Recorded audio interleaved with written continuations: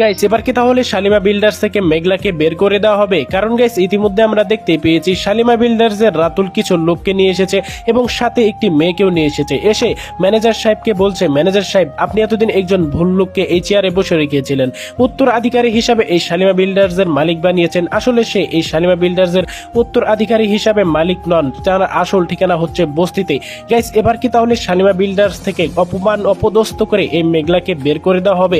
Guys কি হতে চলেছে গরিবগড়ের রাজপুত্র নাটকের আগামী 28 নম্বর পর্বে বা 28 নম্বর পর্বটি আপনি সবার আগে কিভাবে দেখতে পারবেন, এই সমস্ত বিষয়ে আলোচনা করব আজকের এই ভিডিওটির মাধ্যমে।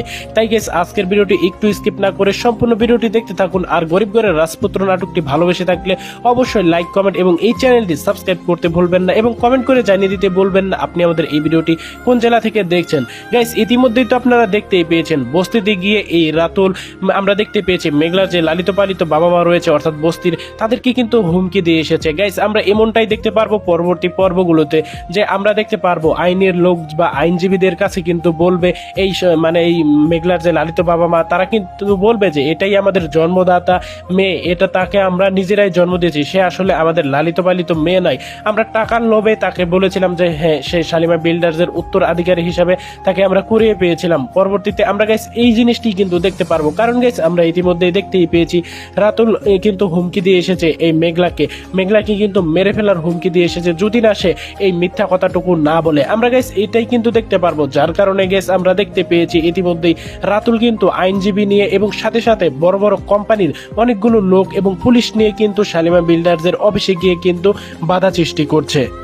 যার কারণে গাইস আমরা দেখতে পেয়েছি এই শালিমা বিল্ডার্সের সমস্ত সম্পত্তি আত্মসাৎ করতেই রাতুল এত বড় একটি চক্র সাজিয়েছে, একটি বড় পরিকল্পনা সাজিয়েছে। গাইস এবার তো আমরা দেখতে পারবো যে শালিমা বিল্ডার্সের যে ম্যানেজার সাহেব রয়েছে তারও কিছু করার থাকবে না, কারণ গাইস আমরা দেখতে পারবো ফেক কিছু ডকুমেন্ট বানিয়ে নিয়ে আসবে এই রাতুল কিন্তু ফেক ডকুমেন্ট বানিয়ে নিয়ে আসবে। অন্যদিকে সবচেয়ে বড় যে প্রমাণটি থাকবে আর সেটি হচ্ছে এই মেঘলার লালিত পালিত বাবা মা, তারা কিন্তু আসলে স্বীকার করবে যে হ্যাঁ তারা মেঘলা আমাদের আপন মেয়ে, আমাদের লালিত পালিত মেয়ে নয়, সে হচ্ছে আমাদের জন্মদাতা মেয়ে। তো আমরা গাইস কিন্তু এটাই দেখতে পারবো, তার কারণ হচ্ছে আমরা দেখতে পারবো মেঘলার বাবা মা কিন্তু বলবে, অর্থাৎ যে লালিত পালিত বাবা মা তারা কিন্তু বলবে আমরা শুধুমাত্র টাকার লোভেই এই মিথ্যা কতটুকু বলেছিলাম।